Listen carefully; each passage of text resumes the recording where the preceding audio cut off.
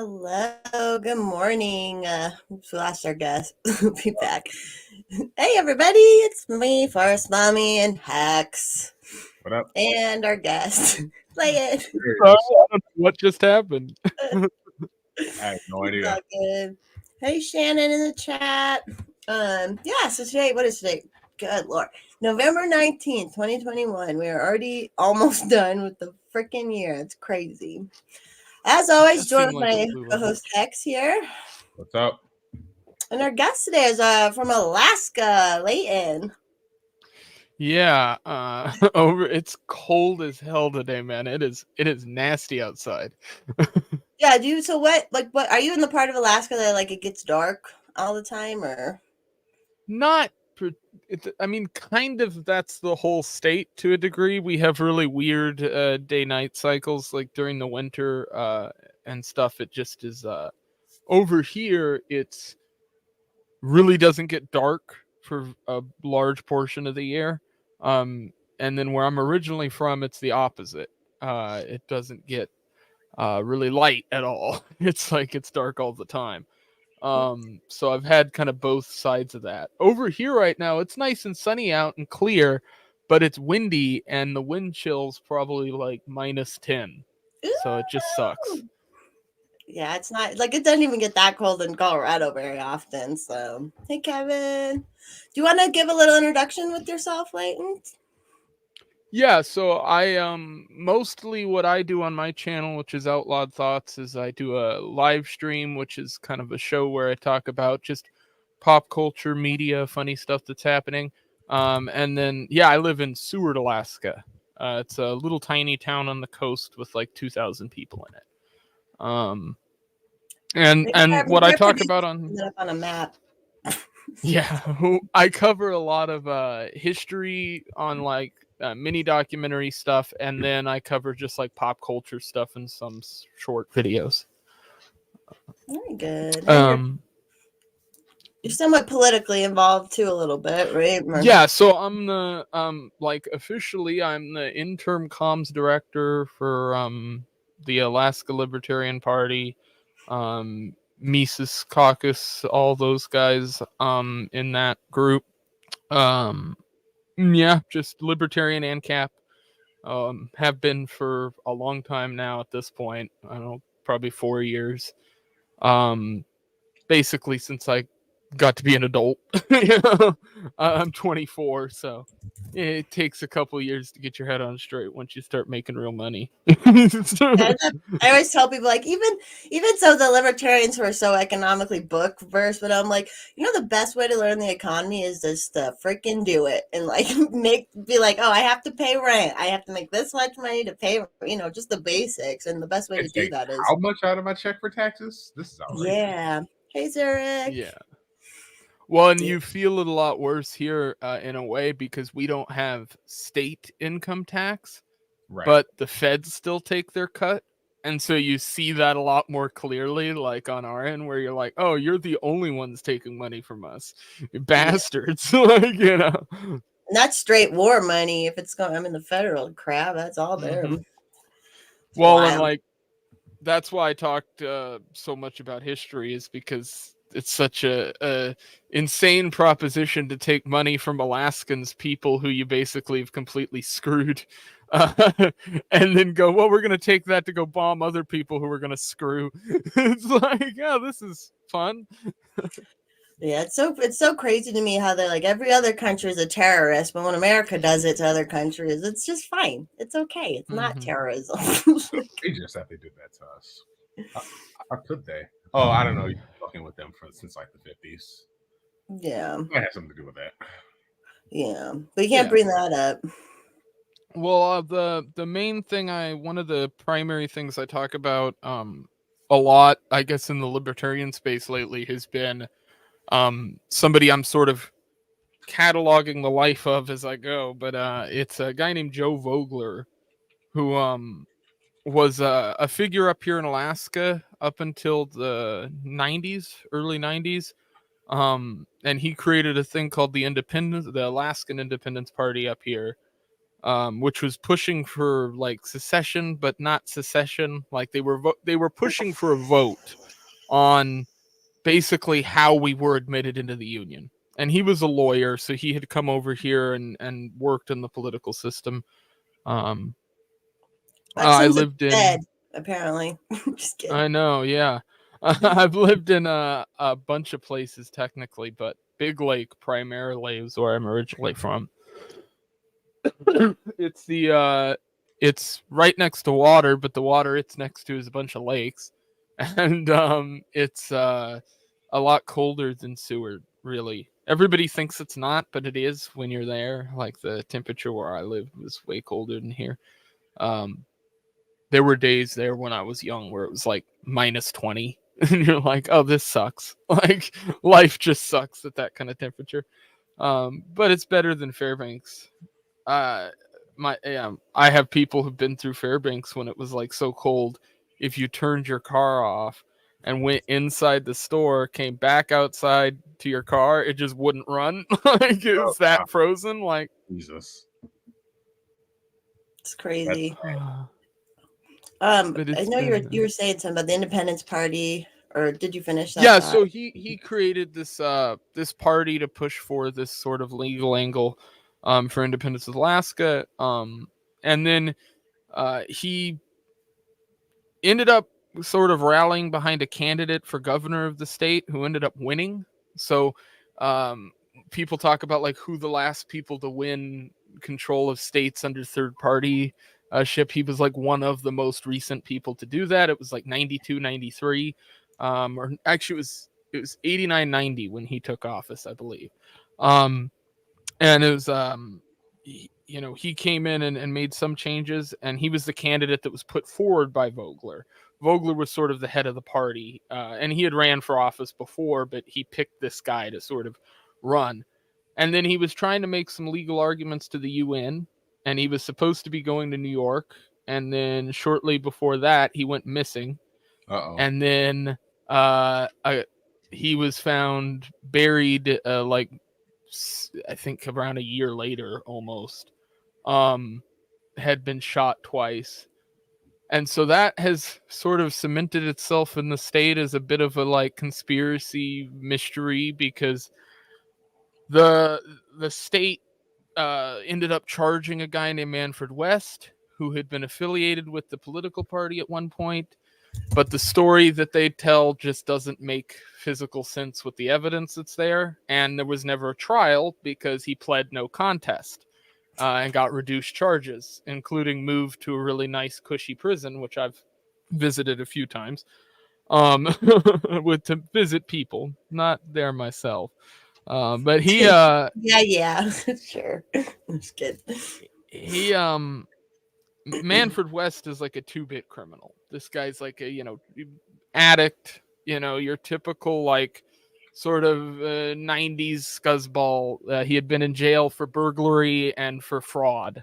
Like, so this was, he knew how to play the system, but he was basically let out of jail. He was put into a halfway house, and then the halfway house just said, go, and then just let him go, even though his sentence wasn't up.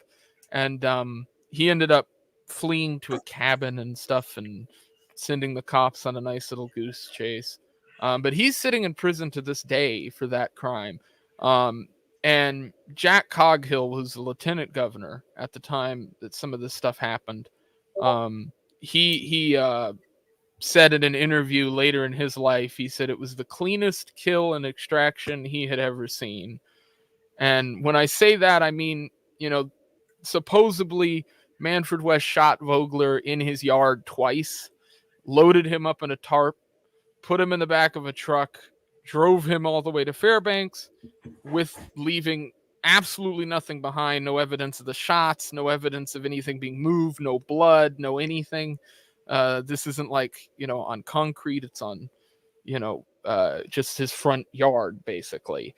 And so everybody who sort of looked at it said there would be evidence, and there wasn't evidence of anything being stolen. Manfred West was somebody who was broke, and that was the motive. The motive the cops went with was that it was a robbery gone wrong. but the whole thing never made sense. And so I go through that in the documentary. And so that's like the biggest thing I've done as far as like that, because Vogler is somebody who's just not mentioned at all in libertarian spaces from like his concepts, which is something I sort of tried to fix, because it's I think a lot of the stuff he had ideas for were more practical, because he was looking at things from more of a state-based nationalism perspective, which is something that I think a lot of people have lost. But it's more of a point of view of Alaska is a unique geographic space. It's not like all these other geographic spaces. It needs to be able to have some sort of control over that from a resource point of view. And that's how he looked at it, was from the feds came in and basically took all of our oil rights and said, well, we're just going to take that. And from my point of view, that's because they want to continue all these wars that they're doing in everywhere, and continue saddling other countries with debt and pretending like we can't have a flourishing country, when in fact we are basically sitting on top of a literal, gold mine, and have been since the 1930s, and they've known it since the 1930s, and they just don't do anything about it. Well, do you think they're like saving it up for themselves, basically? Like they're waiting? Yeah. So the term is that Alaska is the federal government's warehouse, and that was sort of coined back in the day by the Independence Party, and became a slogan of theirs back in the day. They used to have a like drawing that you'd see all over the place here in the state, and it was like a snake coming out of Washington D.C. biting onto Alaska and holding onto it via Canada. It's like, it's been basically, it started with World War II.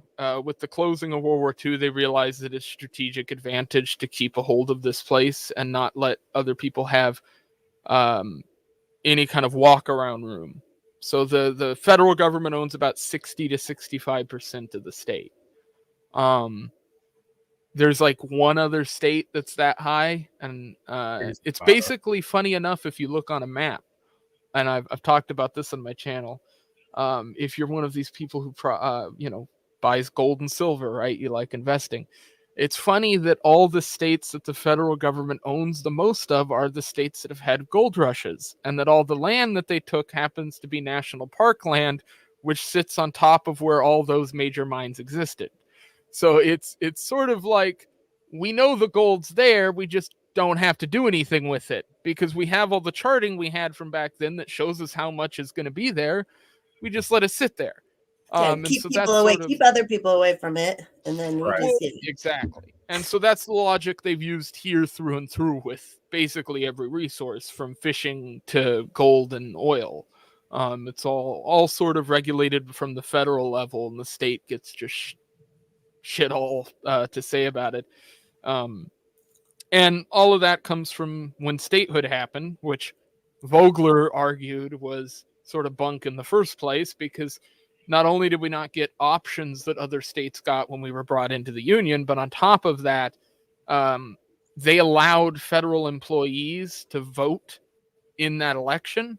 And at the time, the Army Corps of Engineers made up anywhere between like 5 to 35% of the population. It's very hard to get real numbers on it, but it was a huge chunk. And it was also that population was far more likely to vote, period, because they had ready access to the polling stations, things like that.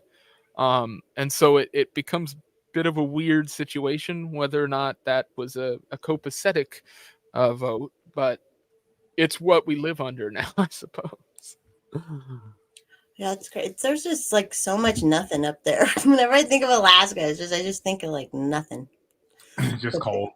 It's cold. Yeah, it's a lot of cities with a lot of open space in between it, in between them. And I think, frankly, the reason that exists and hasn't changed over the last, say, 30 years is because of that federal system, because most of the land is broken up into each individual city, and they're not really allowed to grow because the feds own all the land outside the city. You have to start buying it and petitioning for it if you want to use it, and that is a very touchy process, and takes a long time. And it also has to be voted on in most cases. So you've got a bunch of people arguing about where things should go.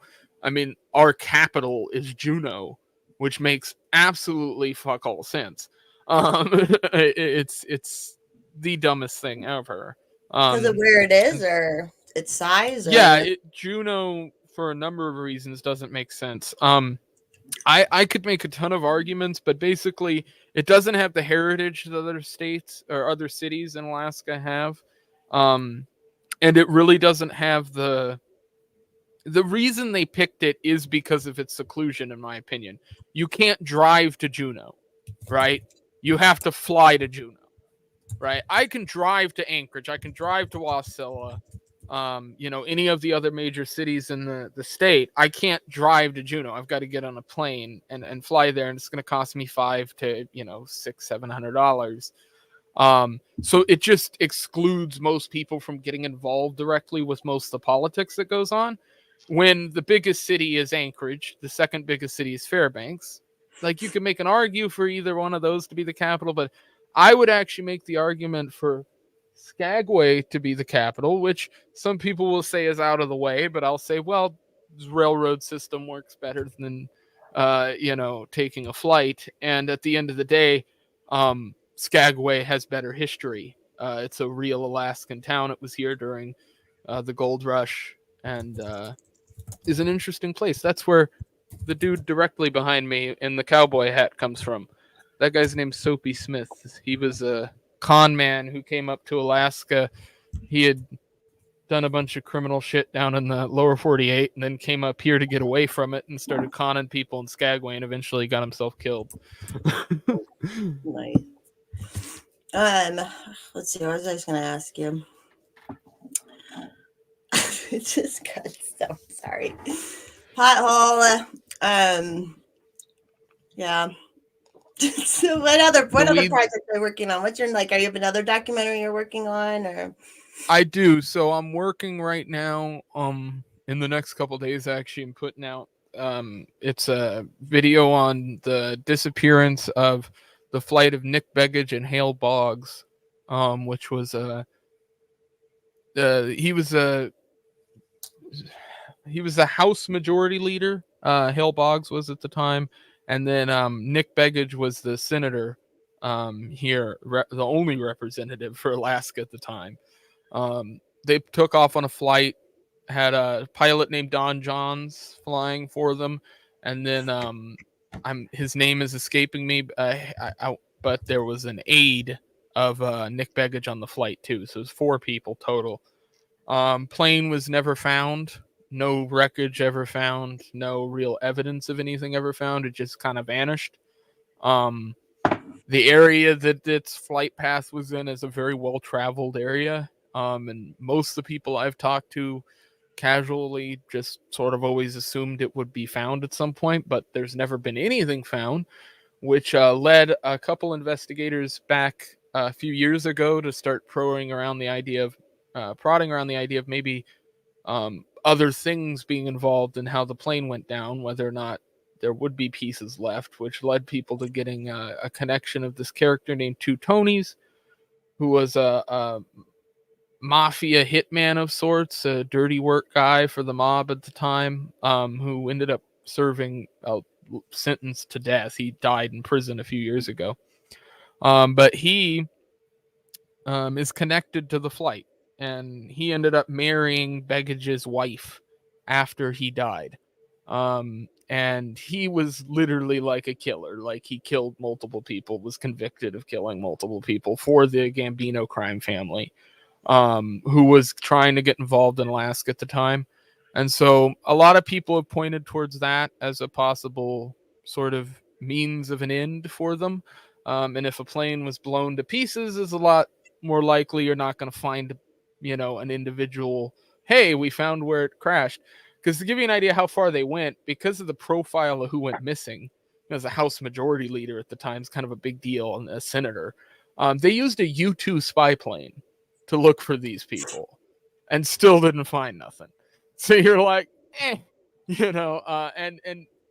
people in the Begich family have been pretty open about them believing there was some kind of greater you know, conspiracy mystery afoot involved in the whole case. And so it's something I've sort of been working on a bigger piece about. It's like 15 pages long now. It's getting to be a bit I'm getting to be where it's going to be over 40-minute video, and I don't like doing that. So bless your heart for being interested in doing that stuff. And like I could listen to you talk all day, you know, like I had to drop out of college like twice, okay, because I couldn't stand it. Like I hated the teachers and shit. But like people like I've never stepped foot in a public school like, or any higher shocker, I didn't education. graduate. So. I had to take biology 101 twice, okay? And so like, but that's like I've loved it in the liberty space. There's so many people like you and like Scott Horton, all these people who just have a passion to find out about this information. And then like you're just so cool to listen to. Like, you know, you're just like it's easy to listen and learn from people like you. So bless your heart for doing it. Yeah, I work nights, so I don't talk a ton at night. So I kind of save it up for when I'm on the internet. Typically works. Makes sense. That makes sense. Yeah, I would assume there's probably because there's so much space up there. There's probably a ton of like weird. I see Kaz in the chat. Quick interjection: Argentina election is looking good so far. Reports have Malay leading slightly. I don't know what the freaking time zone over there is, whatever alien time they're on, but it'd be interesting to know what the results are. Yeah. Yeah, he's been such a good inspiration because it's like, hey, I mean, my messaging's always been kind of harsh, but then it's like, yeah, you know what? We have to be like, you have to fucking. Oh, he's just out there telling people to put things up their ass on live television. It's pretty great. That's hilarious. I love it. Yesterday, Rechtenwald said "fucking" in a post, and I was like, "Oh, I love it. you're a baddie." He followed me. I'm still waiting for some kind of reach out from that guy. Yeah, he seems to really be like he's like talked to me a little bit, so like he does seem to be really wanting to. He really does. I mean, whatever. Like I endorsed him, but I'm like overall the presidential stuff I just don't care about that much. Other like because there's I don't care about the infighting. I don't care about that. Someone's gonna win at convention, and that's fine. But like that was my take. Yeah, it's like what I'm more focused on the local stuff. I'm obviously trying to do shit out local, and it seems like he really kind of gets that a little bit more than even people who seem to have been in a little bit more. So I'm like, even if like Heist is just like, just talk about local all the time, it's like, fine, that's fine with me because I was very, very public about the fact that I will put on the ballot whoever is going to give the most attention to my state. And so far, technically one of the people has done that more than the others, so that's where I lean, but that could change, you know. So yeah, because I remember you were because it is hard out there because you guys are so far apart, I'm sure, and there's just not a ton of you. And I remember there was that one podcast you were on with a handful of Mises people, and you're just like, oh Lord, nobody pays attention to us, and I get it. Yeah, I'm very I get a little, well, you know, little inside baseball, but the LP structure is like, if you don't have a ton of delegates, you're just fucked. Like, that's the truth. And so Alaska doesn't have a ton of delegates because it doesn't have a big population, so we're just fucked. And that's just kind of how it goes, but it doesn't mean I have to be happy about it. Right. I mean, I'm going to make sure everybody knows about it. And as far as the president goes, like, if you're going to be the candidate for that, it's got, hey, you fucking Tyler, you asshole. I see him in the chat. Okay, I'm like, I think you know Tyler. Yeah, I mean, even in general, Tyler's a regular on my show. Like the national, it's like I'm like national's cool and everything, and I know we gotta run a presidential or whatever every now and then, but it's also like what matters is like the people who show up, like or who are helping keep the affiliates running. Yeah, and it's like everyone's volunteer work and everyone's burning out. So it's just it is what it is. Though I'm having fun with it. We're kind of like we really are getting. I really like where Colorado's at right now, so that's good. I didn't win my election, but that's fine. Now I'm focused on all the other stuff now. So yeah, but you got a ton of votes. I mean, that's like so cool. That's when the first thing I said when I saw it legitimately was, "Oh, that's still a really good showing." Like, because I could have got like 500 votes or something. I got almost 5,000. Like, that's pretty cool. Well, and when you break down, like, I mean, I'm sure you have numbers in front of you from like what you spend to what you get. You know, it gives you an idea Is this your first time running for like? Yeah, first and Kind of, probably yeah. last. So yeah, but it's still, if you do decide to do something else in the future, it gives you an idea of what you can expect, and now you have that in your back pocket as like. Plus, then you can go on to like help other people with campaign shit. Yeah, and that's the plan, because I behind the am scenes. such a, like I said, I didn't go to college, and I've always been like, I got to do shit to learn shit kind of person. So now that I've literally done it, Got the experience. yeah. Now we really want to get it, because the Libertarian Party has been around for 50 years. Hey, Couch Turfing, thank you.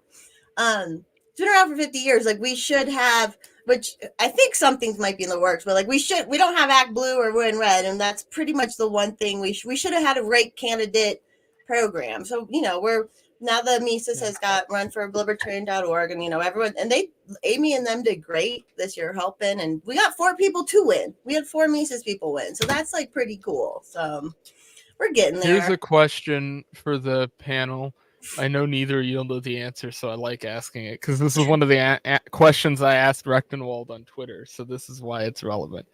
Is it, who is the first libertarian elected to major office in the United States? Yeah, I wouldn't know. You got me. It's a guy named Dick Randolph, and he's still alive. He lives in Fairbanks, Alaska. He's an insurance broker, and he won as governor of the state of Alaska in '72. And he's actually the guy who created the Land Settlement Act. So, like when the federal government tried to come in and take the land from the natives and not give them any money back in return for it, he was the one who stepped in and said no, and pushed forward with the legal system and was very publicly, bashing the federal system at the time. But that's one of the I asked 4 questions on Twitter. Can I fact check you lifetime? Yeah, go ahead. It's Dick Randolph. Yes. 1982. Yeah, he got elected governor. Is it 82? Okay. So, Thanks, thanks, Hayden. Sorry for being a dick. Bye. I'm trying to recite stuff from the Vogler thing because that's where I talk about that. Because I talk briefly about like libertarian, the history of libertarianism in the state and stuff in there. So I reference that. At least I got the 2 and the 19 right. I think you're fine. You knew the guy. You know the history. Yeah, you know more than either of us. So. I'm sorry. Yeah, I should find out, because the whole freaking party was started here in Colorado, and I know, but Karen Ann's out here and she knows all the history and stuff. But I should like learn the actual, like, the people who are here who did it. It wouldn't hurt for me to learn these things. So you're inspired. Yeah, well, that was before all the party swapping and sort of like political structure really kind of turned against libertarianism too. So it was kind of a weird time. But it was still cool that exists. But I was researching recently. I just sort of found his info like a year ago when I was researching sort of party history stuff. And I stumbled across that. And I was like, oh, because you go to the Wikipedia page, it's like, yeah, he's the first like like person to be elected that was like not some like council member or something, not small but local versus something on more of the larger stage. And he, it was just interesting. I need to read more about him because there's a book about him, I guess, that I need to get, but I found it on eBay. Nice. That's random. I have a long list of books I have to get through, and working full time makes it kind of tricky. Yeah, it's kind of hard to work your passion. That's why I always feel bad, like people like you. And then we have a guy out here in Colorado, Free State, Colorado, Brandon Work. He follows all our legislation and everything, like, which is a lot of work. And like, he's just constantly putting out content, but then he also has to work full time. So it's like, how can we like try and make like a nonprofit or something where you can at least make a little money or something? But because it's so much work, but like, thankfully there are people doing that, because it's what we need in life. Bye, First Shot. Ugh. Oh, that's what I was gonna ask. I remember what I was gonna say earlier before I when you were saying how like it's silly that the Capitol, because that is what they did, and they don't want people to participate, and they do have that on purpose, just to like Drives me nuts. Well, I mean, in the same way, it's like, I don't know, DC is incredibly far away from just about most populated areas. Like, you still kind of have to go out of your way. I guess, other places populated near there, but for the most part, anybody on the other side's got to go all the way over there. It's like, you could have just put it somewhere in the middle. Well, that's that's the conspiracy theory. There's a conspiracy theory that they're going to move it to Denver, and like the whole DIA situation when they built DIA and they have all this underground everything out there, and there used to be nothing out there. What? The Obama bunker. Yeah, there's like, and when Obama was on watch, they took him to Colorado, not the previously assigned bunker, which basically proved that there was some kind of military bunker there. I mean, you can't say it's not there when you took the president there. Like, yeah, a bunch of bunkers out there in Colorado too. They do here too. It's kind of like I mean, again, with them owning 60% of it, there's not really. You don't really know how many bases are here. I mean, there's obviously a number, but it's hard to know because, I mean, there's hundreds of mountain ranges and random spots out here that are completely unpopulated that anything could be really going on. I mean, it's not to mention the ocean, the ports here and the fact that, like, during World War II, submarines were used all around here. So I'm assuming that stuff still exists around here, probably all over the place. We just don't really know it, Yeah, there's so much. Even here in Colorado, with like all the government-owned land, and it's just who the fuck knows what they're doing out there, and even then we have Cheyenne Mountain, like Hayden said, we have just all sorts of. They can hide so much stuff, I live near. It used to be kind of hidden, but there's a place here called Rocky Flats where they're making plutonium triggers, and It used to seem like way out of, no one knew where it was, like it was way out, but now it's like it's literally in my district. So like it's a super fun site now, but it's just like what they were trying, all the stuff they were trying to be sneaky about. They can, but then they don't have land. They can't give resources to the homeless people though. They got to force private businesses to like take care of that. But even though they have all this fucking land everywhere, it's everyone else's responsibility. Let's not forget the foreign aid they keep giving to everyone. Yeah, they handed out like freaking Oprah handing out cars. Well, they got like this whole Russia-Ukraine stuff, kind of went to the wayside pretty quick in replacement for the Israel-Palestine stuff. But it's like the whole time the Russia-Ukraine stuff's going on, I'm seeing all these people in like random states that are angry about it. I'm like, we're kind of like right here. And I'd really like to not have like a nuke dropped on top of our head, because like this is like location wise kind of the worst place to be if you go to war with Russia. Like, we're kind of target numero uno because we're right here and we've got a bunch of oil and resources that I'm sure they'd love to get their hands on. So it's like, right. But that's part of why, like, I'm super into like kind of almost like that state-based, geographic based politics, is because when I look at some place like Alaska, I'm like, yeah, this state needs to be allowed to have private militaries. It needs to have a coordinated structure and things that the federal government can't offer. And that's something that's been made, to be a public issue by a few different politicians that were fairly large here. Before is, we have like the Alaska militia and all these things that exist openly that are things that have been here for a long time. We have a state-based militia that's like run by the state of Alaska, but that technically takes orders from, different people. Sort of, I think they've set up now something like that in Florida. They have it in other states too. But that's always sort of been around for a long time here in the state. And so the idea was sort of to expand that out, and people have put that forward before, to have sort of our own defense system where you don't really need these people around. If we had the land ourselves, right, they couldn't make the excuse that we can't protect ourselves. Like that being sort of the argument. But I look at it from the point of view of economics, which is, well, how about if we just go the 52 miles that's needed with a pipeline and just sell oil directly to Russia, and then pump another pipeline to the US and another one to China, and just sell oil to whoever the fuck we want because it's ours.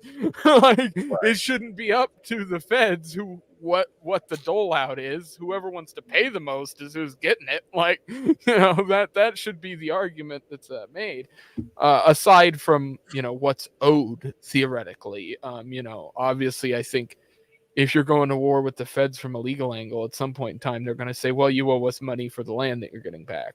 And so there's going to have to be some kind of negotiating there if something like that ever did happen, which probably won't. But I do think there's some legal arguments there that do stand weight. And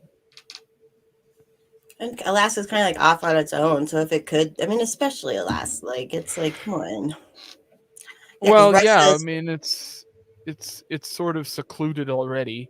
And that's sort of something that I think makes it sort of, you know, it's like Hawaii and us are kind of the only two places that are like that. And funny enough, those are the two places that got shafted the worst when admitted into the Union, because the U.S. realized that they would make sense for strategy. You know, there was the name is escaping me. I talk about this in my statehood section in my Vogler documentary, but there was a guy who was known as like one of the kind of upbringers of the Navy or the Air Force back in the day. Right. Publicly said during like this congressional hearing, he was like, basically, whoever holds Alaska holds the world. Now, he was saying this in more of a strategic standpoint and from a resource standpoint. But this was right before they decided to build all their bases here and basically move the military into the state. So most people who look at it, you go, okay, well, they basically got told this makes a lot of strategic sense. So they invested as much as they could, as fast as they could into taking over and encroaching on all the space they could get. And then when, you know, World War II rolls around and all that happens, then they intern all the natives and tear them off of a bunch of their land and, you know, throw them in camps where a bunch of them die and, you know, act like, that's fine. You know, we give you money because we took your land, but like that makes up for the rest of it, I guess. So it's kind of a weird situation. I'm not really like, it's a different situation than most other native populations because like this happened really recently. Like, you know, literally the same time we were interning Asian people here, we were interning them. It was the same exact time. So it's and the whole thing was like Adak Island. There was a thing called the Battle of Attu, which was when the Japanese invaded the U.S. Everybody talks about this. This is when the Japanese invaded Alaska. They went to this island called Kiska Island and Attu, and they kind of took over structures on one of the islands. I think Kiska was actually where they had most of their people. But the idea was they didn't want the natives that were living in those areas to go back to that area. Same with Adak. And so they just moved all of those people into camps and then took their homes and land permanently and made it all federal land. So like right now, the Attu is under control of the U.S. Navy, I believe, currently. It might be the another group now, but it was under control of a military group. There's 0 inhabitants on that island. All that's basically out there is some unexploded ordnance and some gun placements. And basically, those are the areas that happened in. So that's where they tore everybody out of. The cocaine cowboy hat. It was I bought this right before my last vacation and I've just kind of kept it. It's become kind of a permanent. It's good. It fits your look. I like it. Yep. Fixture. Yeah, it works with the long hair. I can't do the baseball caps no more. It looks goofy as shit. Yeah, I guess that would look goofy. Oh, Hayden. They took that ish over and were like, man. Yeah, the American government's been super cool how they treated people. Well, see, when the Japanese got pushed back on, they put grenades to their stomachs and chests and just all went out that way. So there wasn't really much to do once they got defeated. Like everybody talks about, like they were going to invade the United States. It's like, even theoretically, in this metaphysical existence we've created in our heads, let's say there was no U.S. troops whatsoever in that area. They basically just got to bring their boats in and come on in. the number of troops that they would have been bringing into the state at this angle, they would have had to have gone through basically the entire, a large portion of the state of Alaska to get anywhere. Because you got to get to basically Canada to do anything, to get anywhere else. Yep. Which, the entire time they were doing that, they would have been trying to traverse through Alaska, which at that point was like 0.25% of the entire state was like even explored, let alone like, properly mapped and had population centers. So, and the people who were there would have been shooting at them. So, it's like, because at that point, and I mean this quite literally, they had went around and left like these chests and buildings that were left here by the military with the purpose of, if there was a ground invasion of Alaska, that you would go grab those guns. That was for the public to go grab guns to defend themselves against invaders. Like literally set up in which a way you would, like a siren went off in your city, go to the communal gun locker and grab your rifle. That was the kind of idea. So this wasn't a place that was ever going to be invaded in that way, at least not by a ground troop. I mean, Air Force and stuff, that's different, but they just didn't have the ability to really do that with even just a small amount of pushback from the U.S. So that is something that's historically overblown. But they sure as shit deserved to die once they stepped on this soil. So anybody who thinks I hold a different opinion than that, different story. They came here with intentions to kill native people who'd been here a hell of a lot longer than any of us. So they were dead the second they got here. Like that kind of has to be, I think, my opinion on that. But other than, I'm anti-war until you're here. Right. Yeah, that's understandable, right? Like when we fight back. Didn't the grizzly man, wasn't that in Alaska? Timothy Treadwell, that whole thing. Yeah, dude got eaten with him his and his girlfriend. Yeah, he took her up there. He had to get her killed too. He Dumbass. was such a weirdo. I think that guy is pretty, I'm not going to say the word I think he is. He's very stupid. We'll put it that way. Yeah. But no, I think he had some legitimate mental issues. And I think, unfortunately, he got his girlfriend roped into it, which I think is the worst part of that story. Apparently, there's a recording. This is the worst part of that story, is that the guy who directed the documentary is the only person who's heard the recording of the death of those two people. Because the night that they actually died, they were recording like the tent audio while they slept. And so it was actually recorded, both of them getting eaten. And if you know how bears eat people, it's the worst way to get eaten. Like, trust me, they start at the crotch and go upward. Like, that's literally how they eat people. So, like, one of the best defenses you can have against a bear that's not like a weapon is like a big sheet of metal on the back of your backpack. Because you know how they tell you to like roll up in a ball if you're kind of being attacked, especially by like brown bears and stuff. Yep. The first thing they do is scrape at your backpack and whatever's on your back. And so like that's one of the things you can do is put some kind of thick, even Kevlar I've heard people use, but I've never done that. Although it probably would work, I'm sure. You could just put plate armor on your backpack. But I tend to stick to, the best bear protection is a large gun. It's not, it's 44 Magnum or bigger. That's typically what you're looking for. That's especially for where there's grizzlies. Like there's no grizzlies here, but those are some big bears. I just had a run in recently with a mama black bear. A couple, like just last month, like 6 feet in front of me while I was walking up the street. And then this winter, I've had, not winter, but sort of turning of season as they're going into hibernation. We see them a lot more around this town. And so we've had a couple of them throughout my, one of the hotels I work for. We'll just come waddling through the, parking lot. I had one look at me while I was eating food at the desk one day.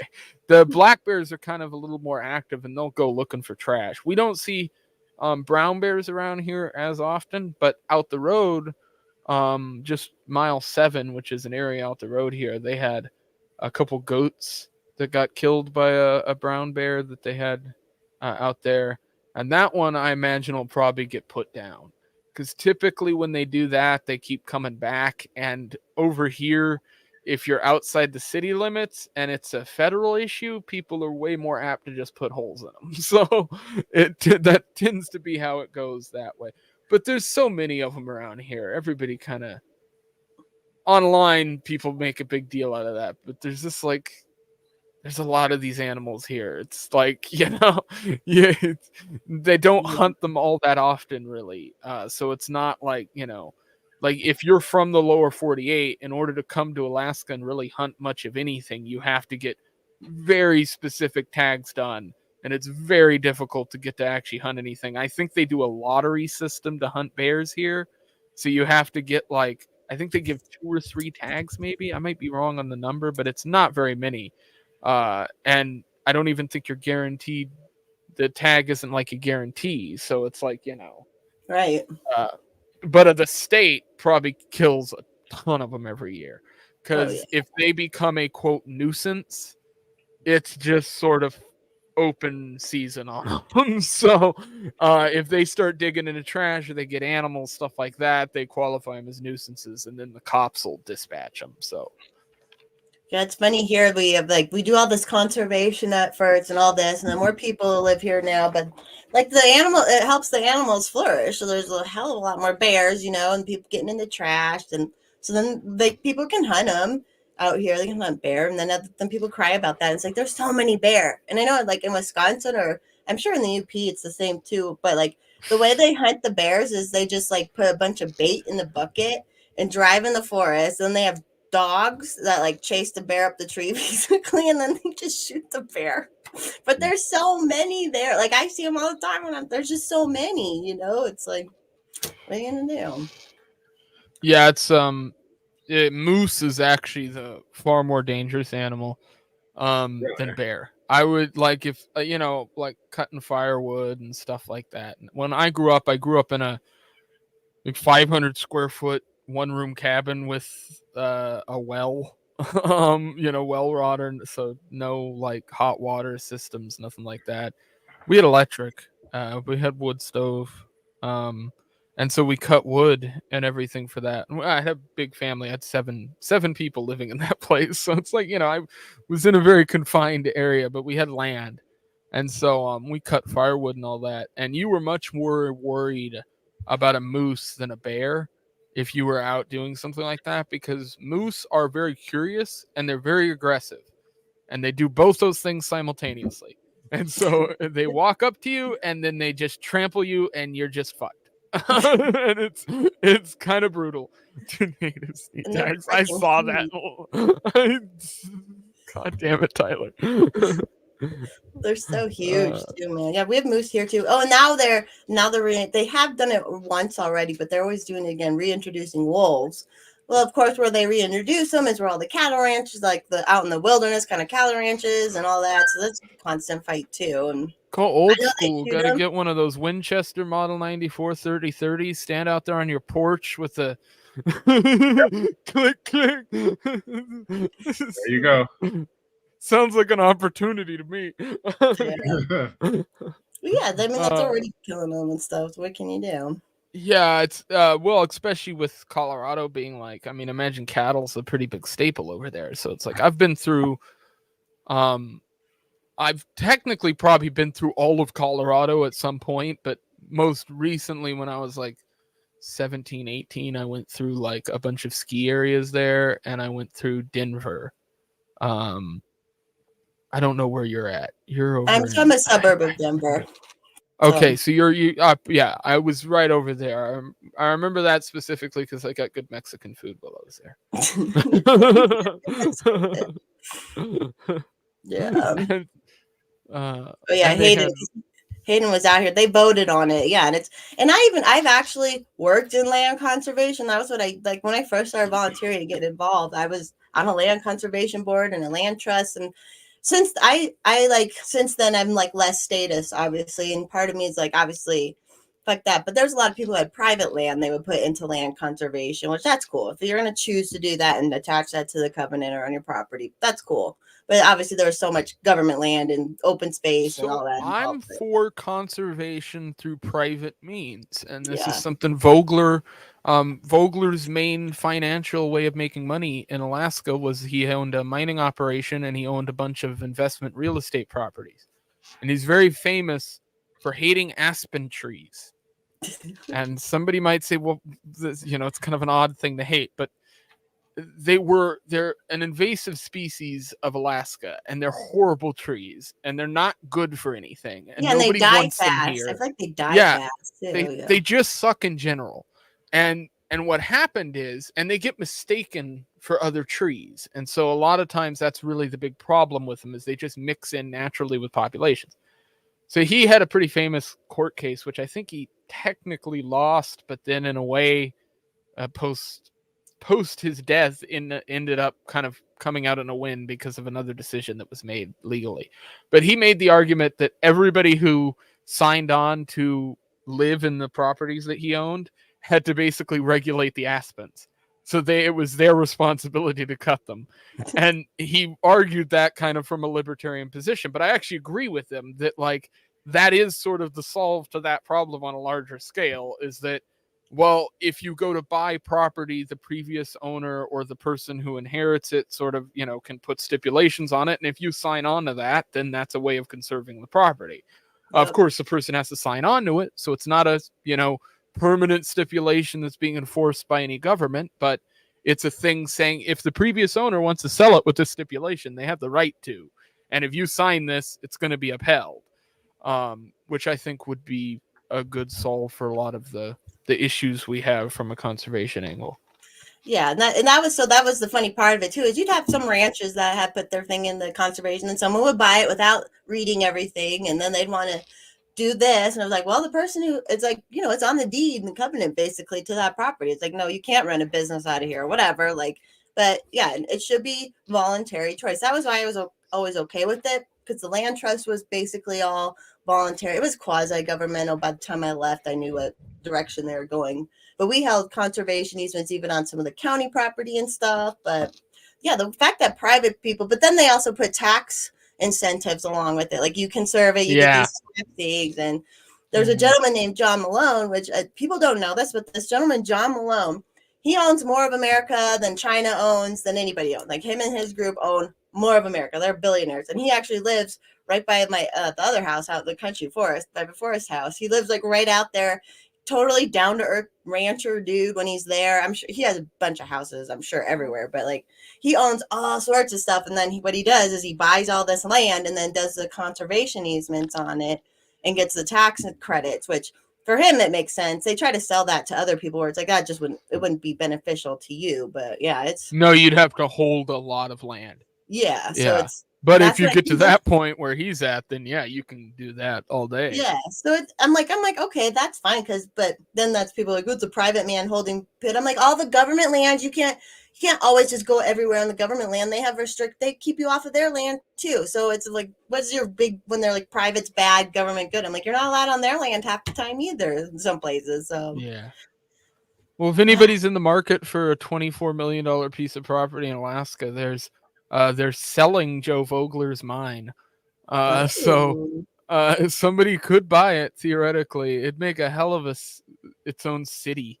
Make it into a new just establish a libertarian. There. Make it a libertarian. Yeah. Oh God, if I was rich, the things I would do on that land,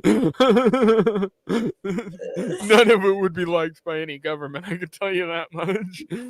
It would have borders. That's for damn sure. Yeah. No. He pulled hundreds of ounces of gold out of that land, so I'm sure there's still a ton there too. But I don't know how the regulation works on getting any of it. That's always the issue. Right.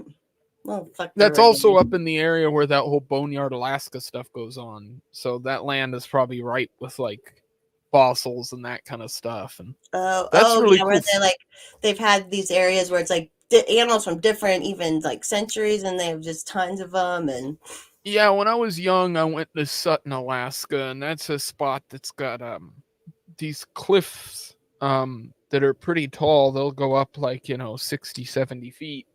And, it looks sort of weird because it doesn't really make sense when you look at them. But the reason it looks odd is because it's actually where the ocean sat. Like that part was underwater completely. And so what you're looking at are kind of the slate of all the sediment that built up over time. And so that has fossils. And I went through there and, leaves and foliage and bugs and things like that, small animals. But Fairbanks is an insane kind of anomaly because the claims about how long people existed and how long these certain animals existed and all that kind of stuff all sort of it gets the lines of that stuff blurred when you visit a place like that, because I know guys who've like been helping on the pipeline or helping on building transformers for electric companies or something out there, and they'll just dig and find, oh, here's like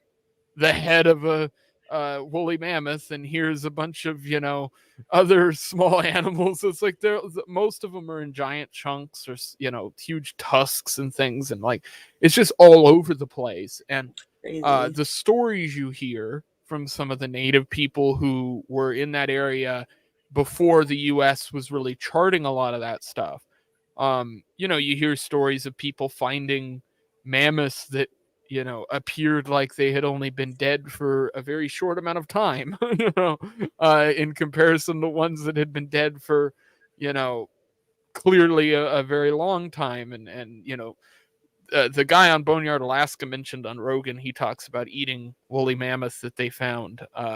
And I have a friend of mine who has also done that, except the one they did it to, and I can't prove this, but there's 4 or 5 people I've talked to who are all in the same group, who all have the same story about the mammoth they found was a lot newer.